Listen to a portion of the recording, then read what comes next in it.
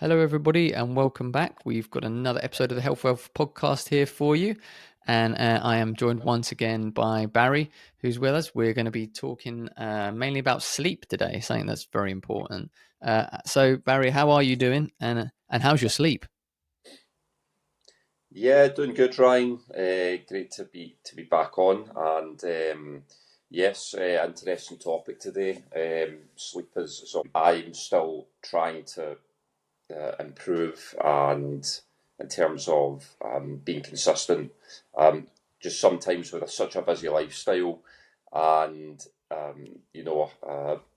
building out a brand and exercising and all the day-to-day stuff, sometimes it's difficult to keep that same um, consistency in terms of the times that you go to sleep, the times that you wake up, and making sure that you're getting enough sleep, but also not only that, that the actual sleep quality is there, because you could be in bed for 8 or 9 hours, but your sleep quality um, could be hampered by many factors, which we're going to get into. So, yeah, looking forward to delving more into that for the listeners. And but yeah, aside from that, all good, Good. healthy, and things are moving forward. So, yeah, looking forward to getting into it. Good. Yeah, I mean it's good to cover these other things because we talk a lot about diet on here, but in terms of your health, you have to think about everything. It's not just diet that we need to optimize. There's all parts, and sleep's a big part, and it's one that I think is often forgotten about with a lot of people. Like you said, we're busy and we're working away, and we got to get this done and that done, and sleep just kind of goes to the bottom of the pile of priorities. We've all been staying up late at night to get stuff finished, and your sleep's one of the things you sacrifice often, and it's really important to health. So I think it's important to cover those things and just talk about some of the negative effects it can have and why you should prioritize it. Yeah, And also, we'll talk a bit about how you can improve your sleep. Like you mentioned, the quality of sleep is important as well as just the length. It's about getting good quality sleep. So yeah, we'll talk a bit about how people can do that and get better sleep because I think that's important. yeah, absolutely. And just like it is with nutrition, it's a domino effect. If your sleep is compromised, then you're compromising your health and you're compromising your productivity, and and then obviously that leads to you know a decrease in your performance and your the sharpness of your thinking, your creativity.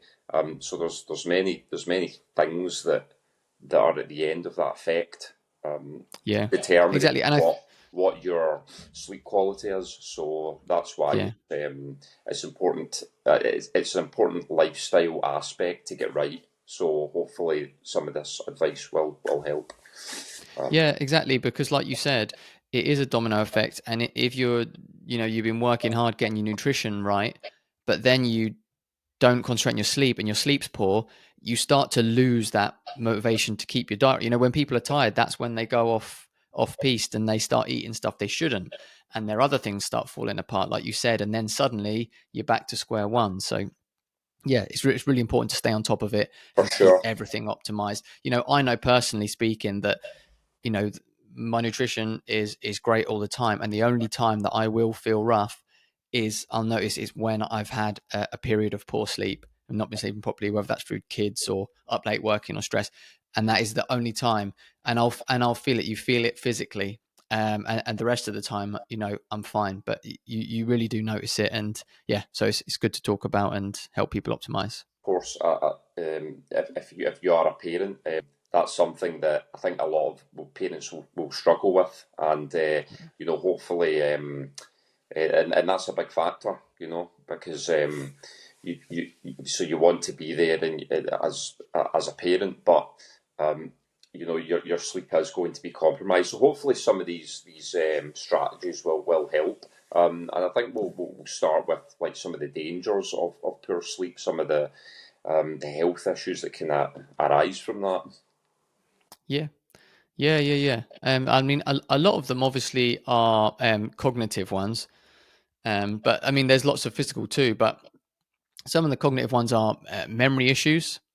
So that's an obvious one that people get with memory issues, which obviously you say, oh yeah, I'm tired, I can't remember certain things. But obviously, as that goes on longer, um, as you start to be longer and longer without sleep, that can start to increase your chances of things like dementia and Alzheimer's, which obviously are linked to memory as well. So it's not just like, oh, I didn't sleep last night, so I can't remember anything now.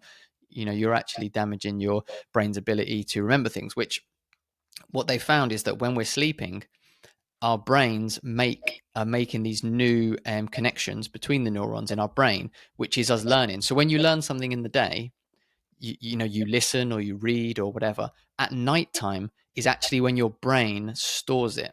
Yeah, It's like let's say your phone, like on the iPhone it says, oh, it'll update at nighttime, when it's not being used. When it's charged on Wi-Fi, it will do the update. That's basically what our brain is doing at nighttime. So when we're sleeping, our brain makes all these new connections, puts this stuff into our brain and into our memory. And if we're not getting good sleep, that doesn't happen. So it doesn't matter what you learn in the day, it will just be gone. So that's really important. So that's one of the things definitely to begin with. And then like trouble concentrating or focusing or just thinking. I mean, we all know if you've had a terrible night and you've managed 1 or 2 hours, you are not going to be performing at 100%. You're going to be a mess and you're going to struggle to focus. And it's hard. And obviously, again, the longer this goes on, the worse it gets.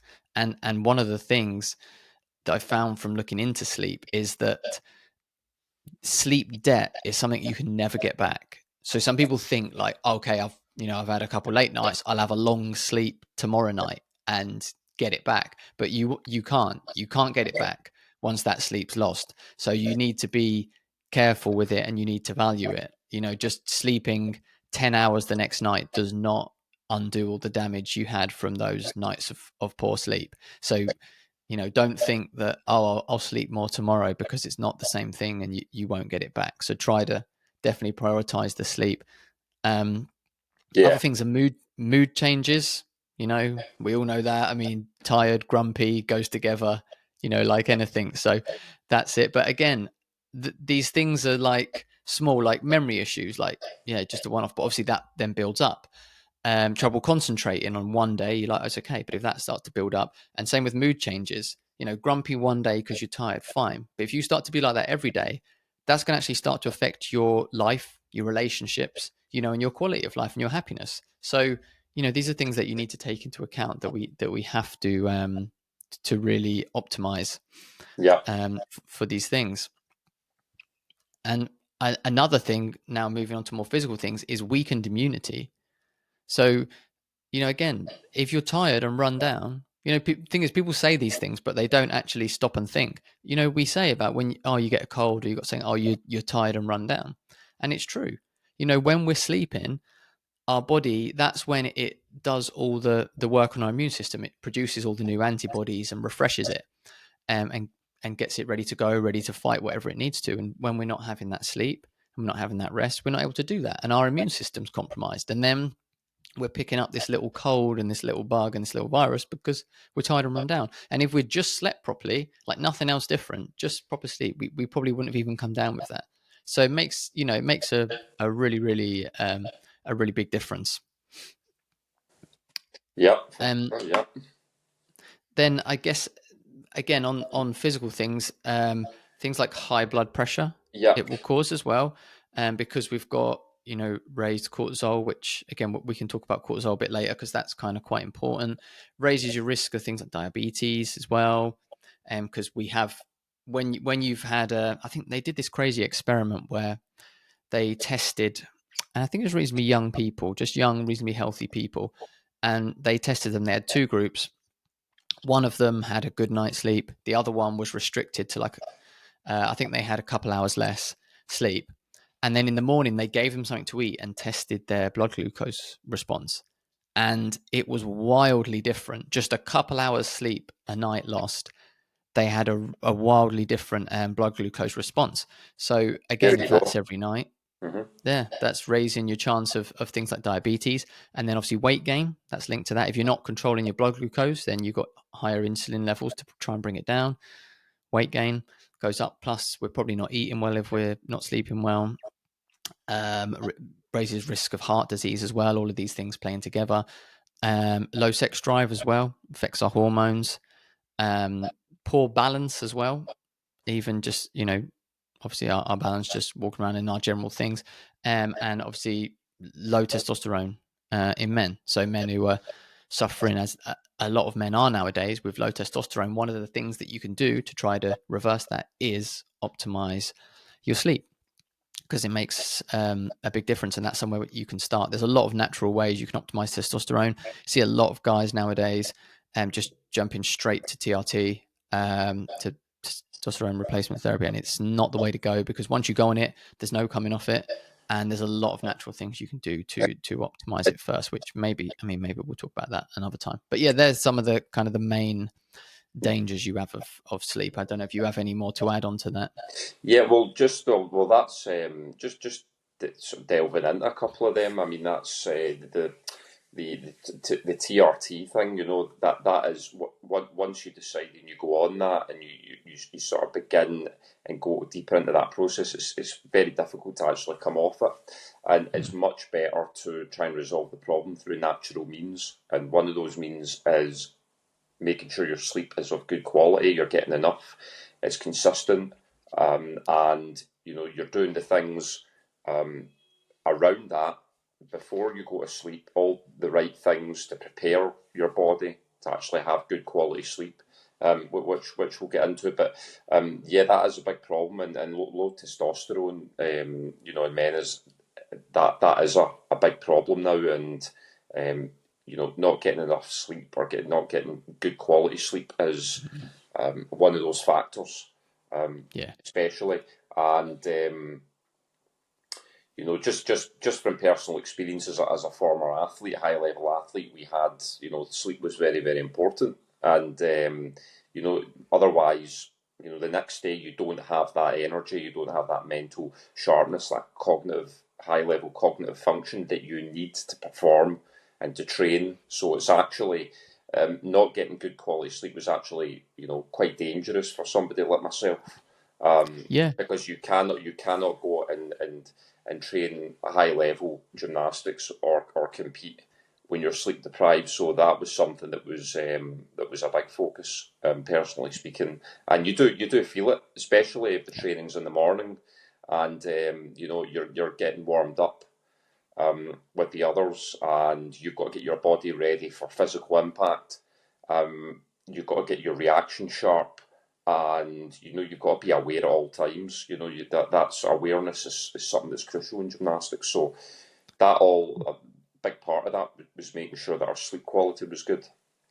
Yeah, exactly. You've got that perspective of, as an elite athlete, it's sleep is huge. You look at the top athletes, like I know with Cristiano Ronaldo, he has a really strict sleep schedule because he wants to be at the absolute top of his game. And so, yeah, Feel the difference, yeah. it's really important. And in fact, one thing I found that the World Health Organization, they actually class shift work as a class one carcinogen, big, because having messed up circadian rhythm and lacking sleep is so detrimental to our health that they've actually classed it as a class one carcinogen, that it causes cancer. And life expectancy in shift workers is much lower than Yeah. people that work normal jobs, and it's really it's really detrimental to our health. And one thing, another really interesting fact I found when I was researching on sleep is that um, obviously we have, not everywhere in the world, but certain places in the world have daylight saving. So, the clocks go, I think they go forward an hour in the spring, back an hour in Right. the autumn. Can never remind which way around.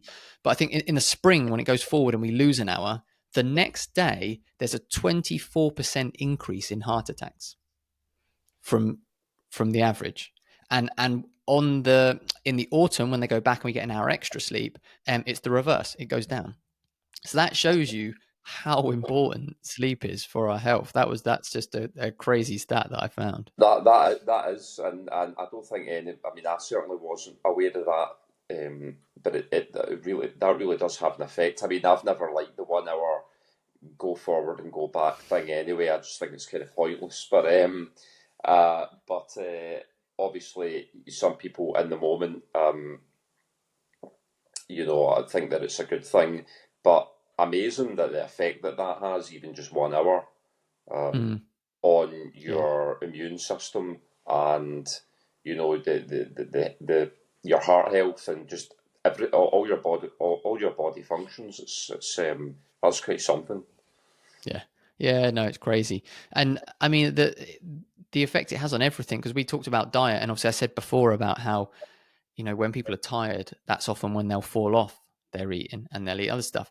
And Yeah. that's, there's physiological reasons for that again, because when we lose sleep and we're tired, there's two hormones we have called leptin and ghrelin. And leptin is the satiety hormone. So that's what tells us we're full up. Ghrelin is the hunger hormone. So Yeah. when that goes up, Yeah. we're hungry. It makes us hungry. And when we lose sleep, then leptin is blocked and ghrelin goes up. So we're going to feel more hungry than normal, and we're going to end up eating poor food, as we said. And then obviously our glucose control is worse, our insulin control is worse, and it's just a vicious cycle. And then we're going to eat poorly, and we're going to be stressed, and then we're going to probably sleep badly again the next night, and it's just going to continue. So yeah, it's really important to try and get on top of it and optimize it. And human beings also are the only species in the world that will deliberately prevent themselves from sleeping for no reason. Yes. No animal will do it. Animals No. sleep time, they go to sleep. Humans will stay up for an hour scrolling on a phone or doing something, and no other species will do that. Sleep's so important, and yeah, we need to value it more. Well, it's funny you mention that because in terms of the animals, I think we could. I think maybe an animal like a sloth probably has the right idea, but probably overdoes it with 15 or 16 hours a day. That is that's something that I read. They really value their sleep Yeah, and more. But I mean, unfortunately, we don't have that amount of time, and we've got a lot more to no, do than sloths. So, yeah. but I see what they're getting at. So, Yeah, um, I think that's the same as lions. I think lions apparently sleep like 19 to 20 hours in a day or something, wow, and then go out, hunt, and eat some meat. Sounds perfect. this sounds good, doesn't it? It's a good life. Yeah, yeah.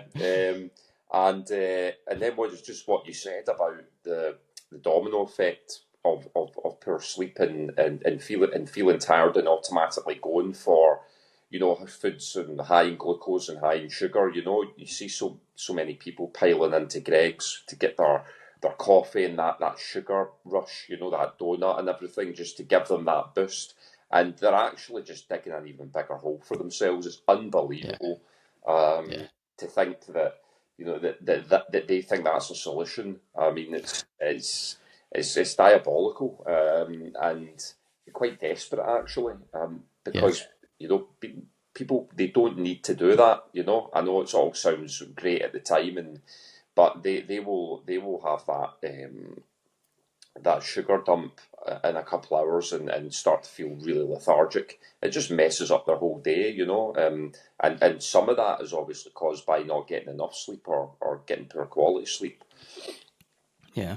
We should just quickly. You mentioned coffee there, so we should just quickly speak on caffeine, quick, Well, because there's that is certain things that can affect your sleep. sure. And obviously caffeine is something that people have like to have first thing in the morning if they're tired. Oh, I need some caffeine, to wake me up and keep me going. And not saying people shouldn't have caffeine. If people like coffee and whatever, that's fine. But one of the things about caffeine is that caffeine does not. People think it gives you an energy boost. But what caffeine does is it takes energy from the future and lets you have it now, which means that then in the future you're going to have a dip double the size. So what it does is when we wake up in the day and we start to go about our day and our brain's active, there starts to be this chemical called adenosine which builds up in our brain. And throughout the day it builds up more and more. And what it does is it starts to activate our sleeping pathways and starts to turn off our waking pathways. So through the day, it starts to, get us ready for sleep. When you have caffeine, what it does is it blocks the receptors. So adenosine can't interact with them. And so it can't shut down the waking pathways, and it can't activate the sleep pathways, but it doesn't get rid of the adenosine. So the adenosine continues to build up in our brain. It's just not interacting. Then when the caffeine wears off, then suddenly there's a load of adenosine does that, and we'll feel really tired. So you just get a dump. So it's not giving you more energy in the day. It's stealing energy from later in the day, having it now, and then later in the day you'll feel worse. So don't, using caffeine for energy is doesn't really work. I mean, I say if you like coffee and you like caffeine, fine, have it, but don't. It's not going to give you more energy. So people just need to understand how they're using it. And obviously, having caffeine in the evening or later in the day is going to have a negative effect because it's preventing the adenosine from getting your brain ready for sleep. So if you're having caffeine, you should have it earlier in the day, but also don't have it first thing. You want to Yes, let your yeah. body naturally wake, and which we'll go through some bits later that you can do to naturally wake your body, get your circadian rhythm going. Then probably have a coffee like mid morning, and then maybe don't have it later in the day. And one of the other things that really affects sleep quality, which again, it's like with coffee, people will not want to hear it. People won't want to hear this one: alcohol. Alcohol is terrible for your sleep. Now, some people might say, "Oh, but I have a couple of drinks and it helps me get to sleep." Mm, Yeah, but it massively reduces your quality of sleep. yeah. So it might help you go sleep, but your quality is going to be terrible. And also, you never getting into deep sleep. And basically, people who've been drinking, they will wake lots during the night, but they just won't remember it. But that you're not getting good quality sleep. No one has ever had a few drinks, gone to bed, and woke up in the morning feeling amazingly, refreshed. Head So hangover. Yeah, yeah, alcohol and caffeine are two things that but will negatively affect it. So you need to be careful with them. for sure. Yeah, and I can attest to the point you're making about caffeine. I've actually a few times, and I've started to do it more now, is delay the time that I wake between the time when I wake and I have coffee. I've delayed that now just Yeah, till my body resets and the cortisol levels and everything are where they should be. Just have sparkling water, and actually, after a couple hours, sometimes I forget to have a coffee because I'm actually feeling really good. I don't need that, and then obviously that has completely by avoiding the caffeine at that time. I've avoided all the things that you've just mentioned about uh, depriving yourself of energy later in the day by having the caffeine at that point. yeah, So you're almost like, it's like taking out. I mean, it's like taking out a big loan for something that you can't afford, and you can get it now. You can buy that big that lovely couch for that great holiday now, but later on you're going to have to pay it back, and then it really hits yeah. you. So, That's it. these are just one of the stories that I use to, have one late morning, and one in the afternoon, and then that's me. And I just feel a lot better, a lot more sort of energized. So, message out there for everyone: try not to reach for the coffee straight away. Just delay it an hour, maybe even two, and your body will be in a much better position um, to deal with the caffeine, and obviously you'll get that little boost as well, and you will protect that energy later on in the day. Yeah, absolutely. I think that's good advice. And caffeine. Another thing that caffeine increases is cortisol, which Yes. cortisol is part of our circadian rhythm. Again, it's a stress hormone, and it's meant to come up in the morning. Not crazy amounts, but it comes up in the morning, and then in the evening we want it to come down. And if it doesn't, we're going to struggle to sleep. And things that can put that up, obviously, is stress. It's caffeine. It's a poor diet and different things like that.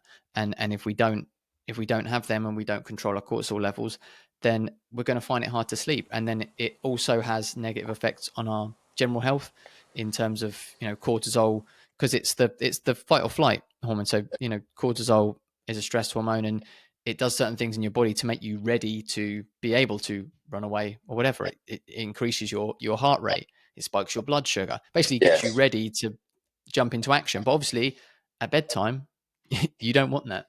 You want to be No, calmed down.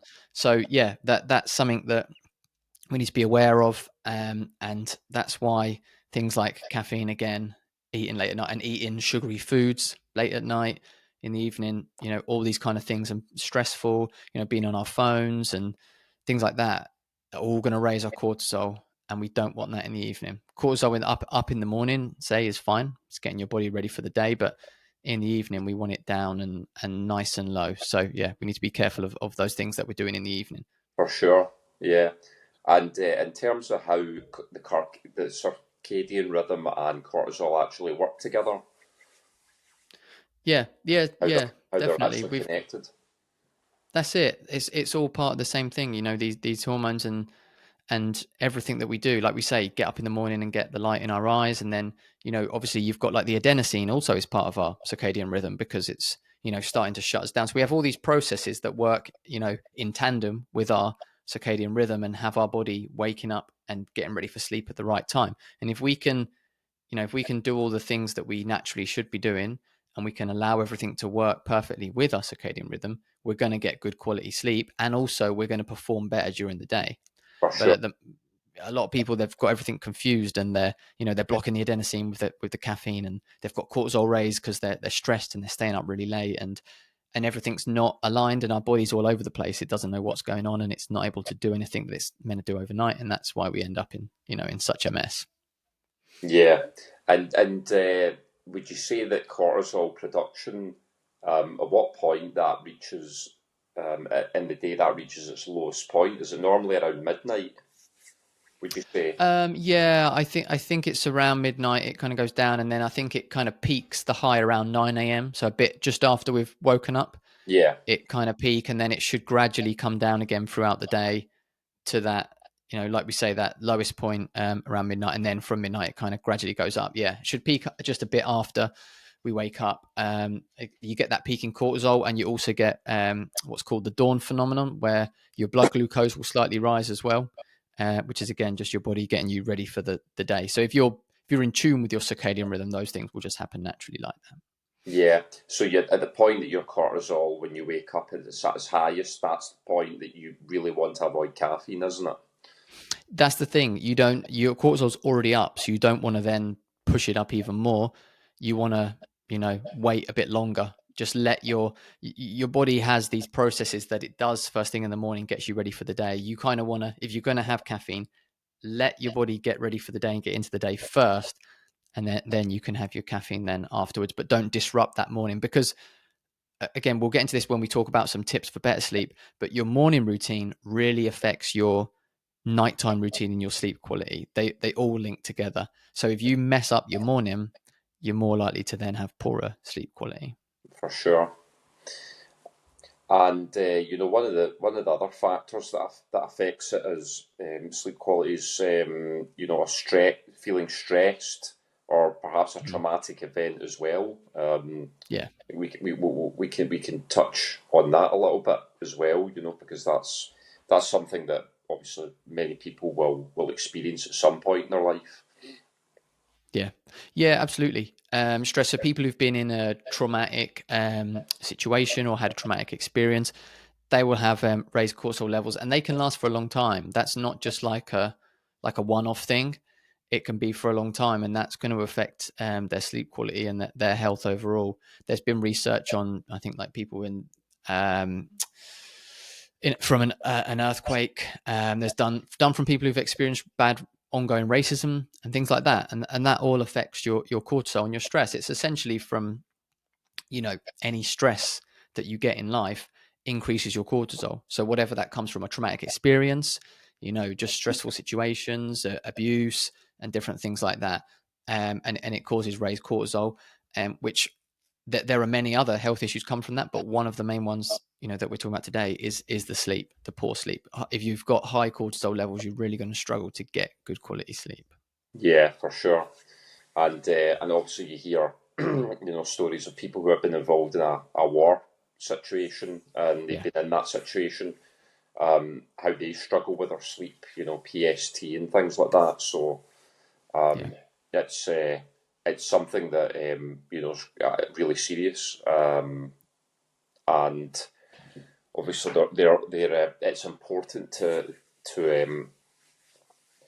use strategies to try and combat that, because that really will affect your health. Um, and we've got, obviously there's sleep disorders as well, Yeah. that people struggle with, that which is what the research has shown. Yeah. So again, things like sleep apnea, and things like that, which affect your quality of sleep, again, start to really affect your health. Which is, and again, that things like that are normally linked to weight. And so, if you can start to improve your diet and your lifestyle, and you can lose weight, you can probably improve those things. But obviously, at first, you're struggling with poor sleep, and then if that's going to then affect your diet and your nutrition, and potentially the problem keeps getting worse and worse. So yeah, these things are all important to take into account and to address them. And so, you might have to accept that your sleep's not going to be great for a little while, but you've really got to concentrate on eating right, losing that weight, which will then allow you to have the better sleep, because your sleep apnea, clears up. So you have to, sometimes it's one step at a time, looking to optimize yourself. And that's just what you have to do, because it's very important for health. Yeah, and there's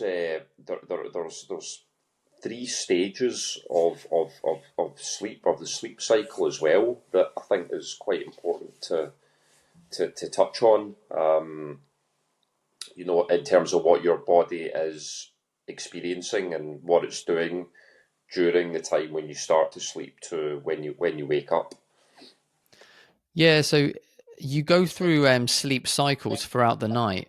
I think on average they normally last around 90 minutes. So you basically start off at, like a shallow sleep, and then you gradually go through the stages to a deeper sleep, and then you gradually come back up to lighter again, and then you also have into a period of what's called REM sleep, which is Yeah, REM, stands for rapid eye movement, and that's kind of when you have your vivid dreams, and things like that. Um, the others are just these stages, but you'll go through that each night. And one of the really interesting things they found is that the crazy things the body does is that when you're in your REM sleep, and you have vivid dreams, what actually happens is that your brain's really activated, but your body actually paralyzes itself essentially. There's own other than obviously involuntary muscles like your heart and lungs, obviously they keep going, but your other muscles are basically paralyzed except for your eye muscles, and also your ear muscles. right. Interesting. They both are, and I mean, think, or not just me thinking, specialists and experts think that it's because obviously if you're having a vivid dream of running and jumping off a cliff and flying, if your body actually does that, obviously people sleepwalk, don't they? And so obviously when people are sleepwalking, something's obviously, don't know what caused it, maybe something's gone wrong with that. But if you're doing these things from this vivid dream in real life, you're gonna die or severely injure yourself. So apparently that's apparently why. But our brain will basically paralyze ourselves, which is why there's the thing called sleep paralysis, where people wake up, and so I think that is basically for some reason they've woke up during this REM sleep and they're paralyzed. But yeah, it's an interesting thing that just all these crazy things our body does that we don't even know about. So Yeah, it basically just paralyzes during that, so we can't hurt ourselves. And I guess the eye muscles, I mean, the rapid eye movement is obviously our eyes couldn't move if that wasn't, and maybe the ears aren't paralyzed because maybe again that's a safety thing. Like we used to be out in the wild, maybe we'd need to still be able to hear if there was danger. I'm not sure. I don't know the exact reasons, but it's just an interesting thing. yeah, and the term the how your eyes are, eye muscles, and how that's affected. That's sounds like it's very much an evolutionary thing in terms of us being aware. All back in the day, in a far more dangerous environment, which is why your eyes behave like that during sleep. Yeah, I think so. I think a lot of it is, like I say, and I think that's maybe the reason why the ear muscles still work, because you need to hear You in need to case hear there's some danger. danger coming that you need to Yeah, wake up for. Yeah, maybe. So yeah, it's interesting. Our body, we don't think about these things, and No, our body has so many just like perfect and optimal and amazing processes that it goes through, and we're just really blasé about it. But yeah, it's amazing the things that we do. yeah. And the paralysis of all your muscles except your eyes and your ears, that's like a defense mechanism, isn't it? Uh, Yeah. while in case you are having these dreams that you aren't actually able to physically manifest yourself, Yeah. um, or allow the dreams to physically manifest themselves, and act those things out. Very Yeah, interesting. exactly. Yeah, so it's like self defense. So yeah, it's interesting. It's really interesting looking into all these things and finding out, how they happen, why they happen, and how we can optimize these processes to get the best out of it that we can. Yeah. And in terms of how to try and optimize these processes, what are some of the strategies that people can use to do that and improve their sleep quality? So one of the most important things they've found with sleep is regularity. So Yeah, even more important than how long you sleep for is just regular. Our body likes stuff to run like clockwork. Our circadian rhythm is our internal clock, and it likes stuff to be the same each day. So if you can try to go to bed at the exact same time and wake up at the exact same time each day, that's going to start to improve your sleep and make you feel better.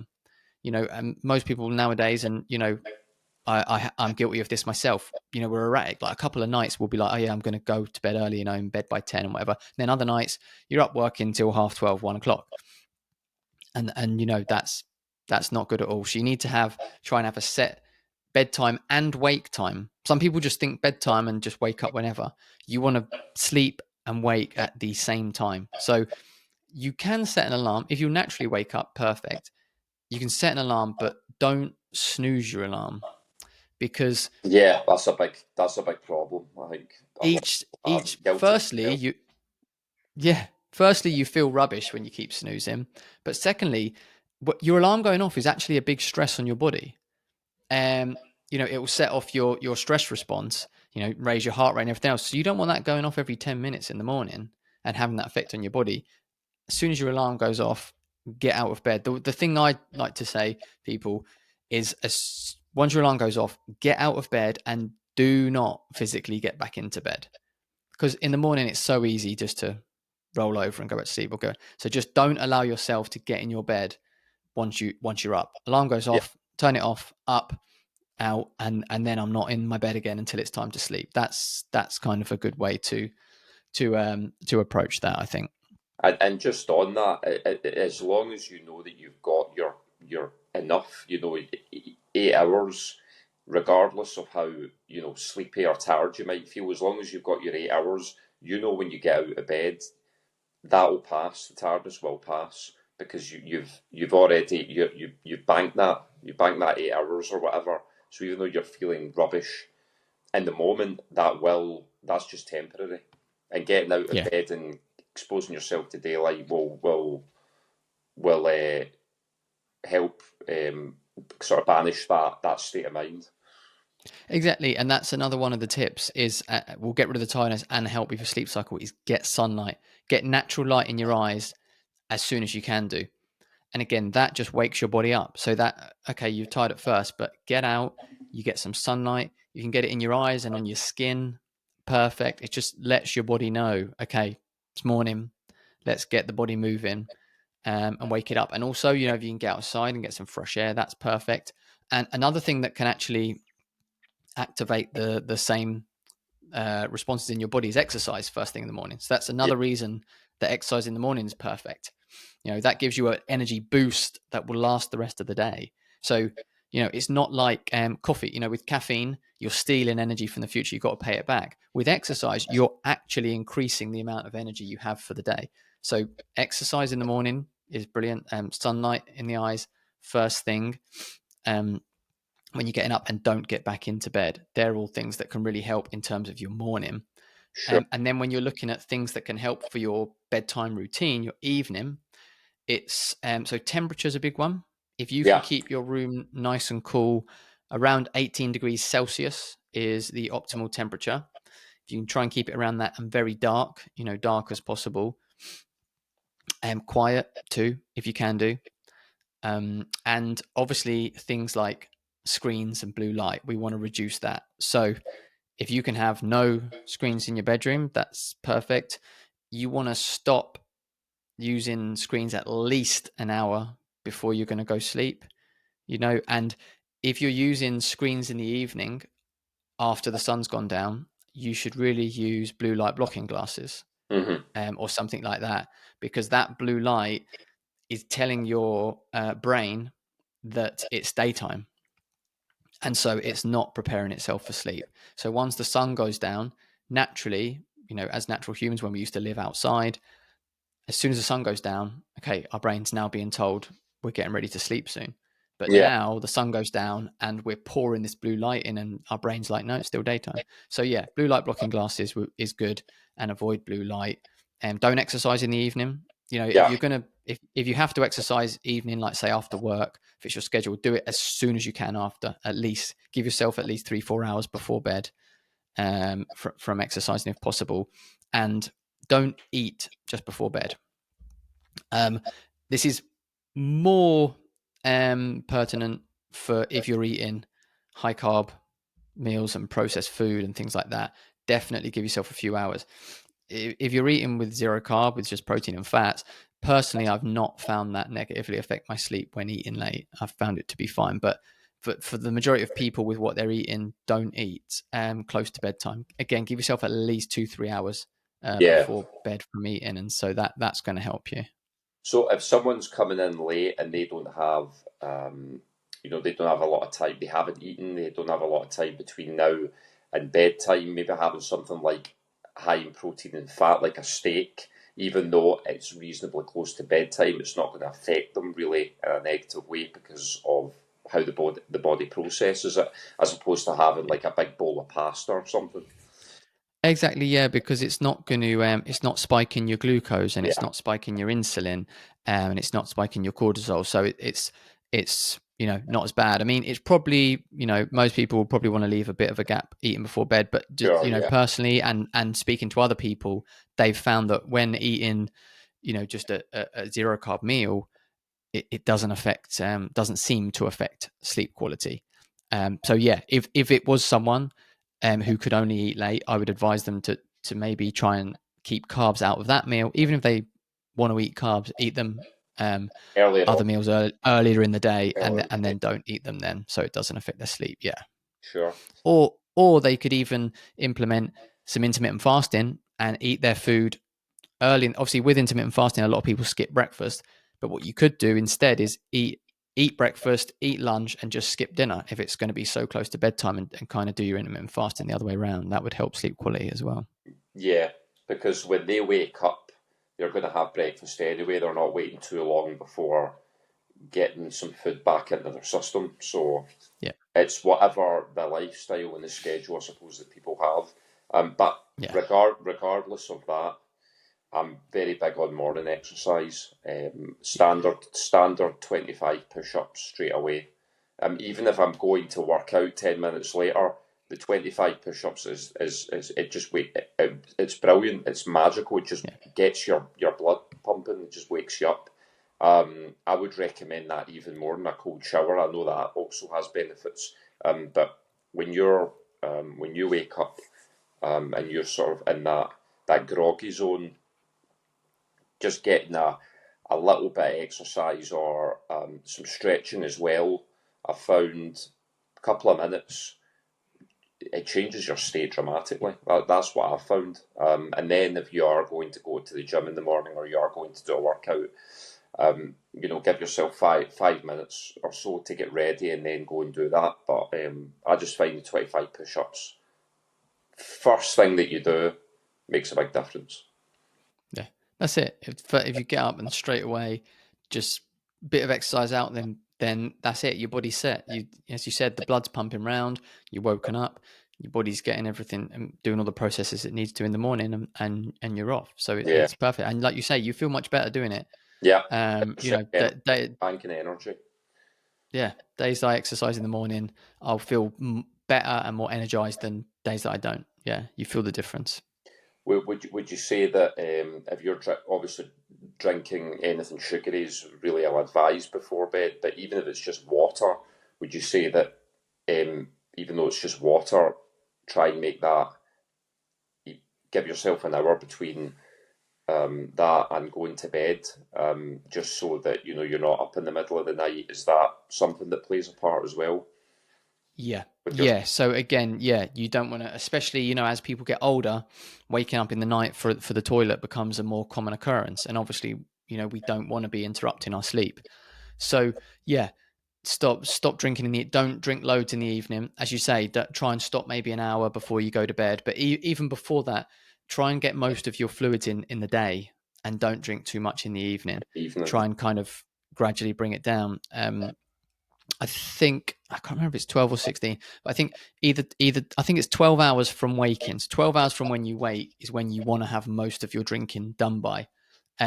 Because basically anything you drink after that point is probably then going to be coming out in the night, Yeah, when you're going to be awake. So yeah, but so if you're up at 7 in the morning, by sort of 7 in the evening, you want to be not really drinking much after that, just little sips. Don't be down in a couple bottles of water between no, 7 and going to bed, because that, you'll be up in the night. So yeah, that's another tip you can use to not interrupt your sleep. yeah, and I'll have a bottle of water there, but it's really, or just a glass, but it's really just in case I get thirsty, just have a little, dry lips, just have a little sip, but don't actually start taking big gulps at that point. Yeah. Your body does not need that. No, been there. Yeah, that's it. It's just little sips. If you have a couple little sips in the evening, that's fine. But don't be, as we say, just down in a load of drinks in the evening and then wonder why you're up in the night needing the Yeah, toilet. yeah, yeah. And for those who've got a big screen TV in their bedroom, that's probably not the best idea either. And No. when you're up and you want to watch something, then get up and go to the other room and watch it. That's something, Yeah. you've mentioned, obviously, uh, flashing lights and LED screens, iPads, things like that are no good. But the fact that the TV's there is, it's just a temptation that I think that Yeah. if you just don't have that to begin with, then you will not have that problem. Lying in bed, just Yeah. watch something just before you go to sleep. Absolutely. That's one of the best things that we did was when we last moved house. We didn't put a TV in the bedroom. We used to have a TV in the bedroom, and we just there's no need. There's No, no need to have a TV in the bedroom. I mean, I don't really watch TV anymore anyway.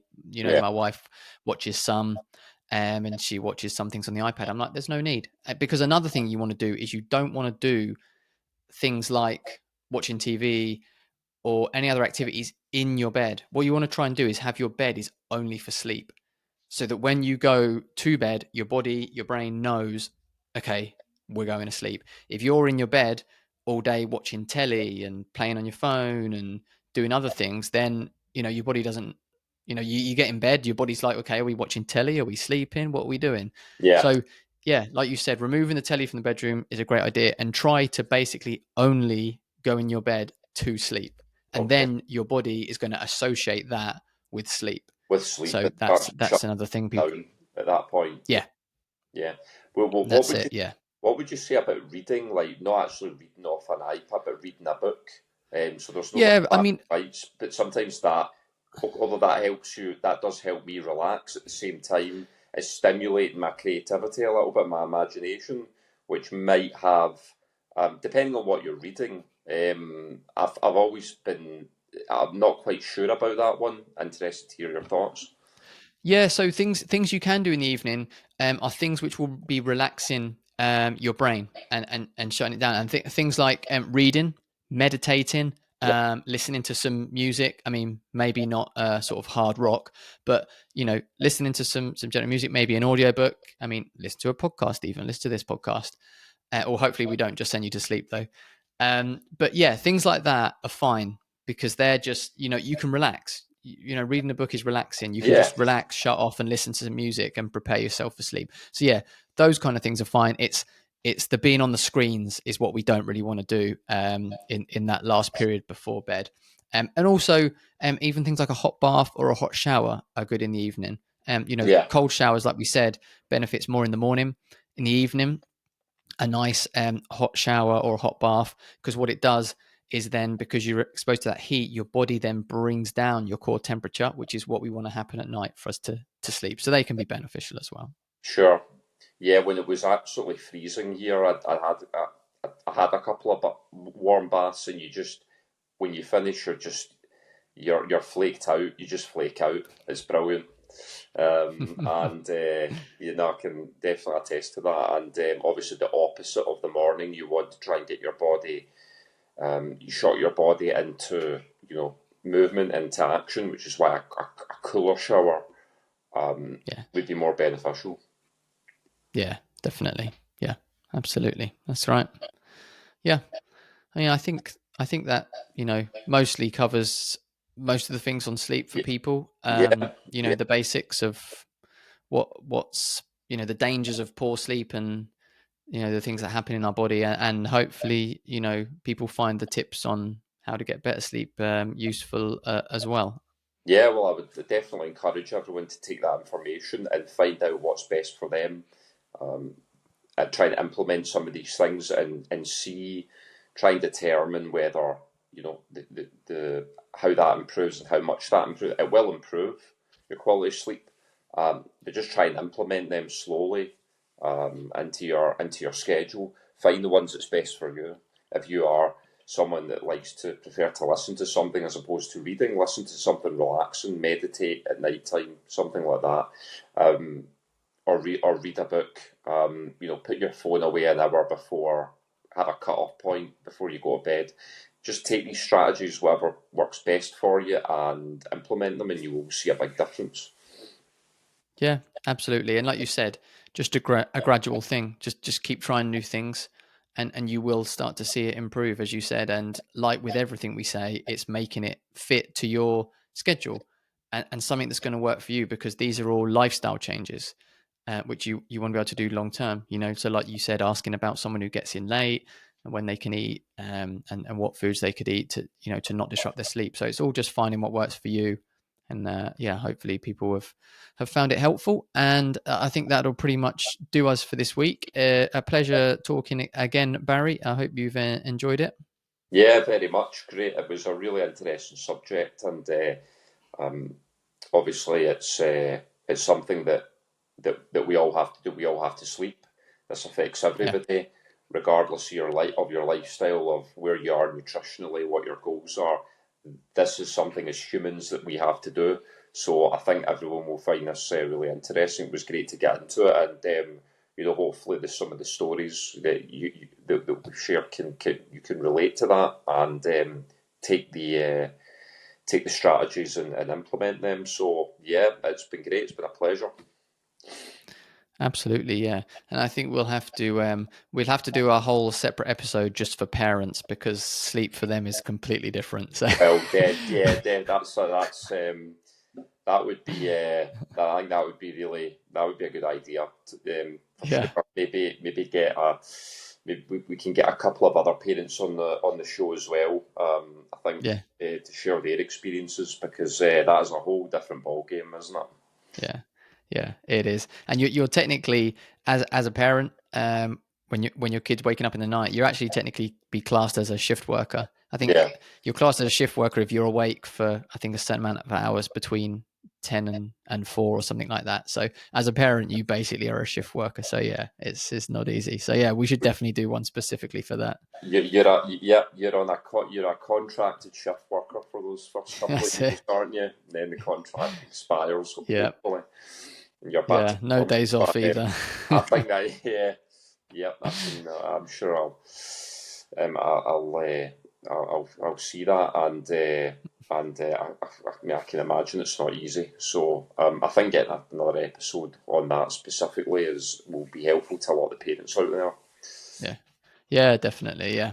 Okay, awesome. Well, we'll leave it there for this week. We will see everyone again next week, where we'll be back with another episode and some more helpful information and educating you. And until then, let's get optimal together.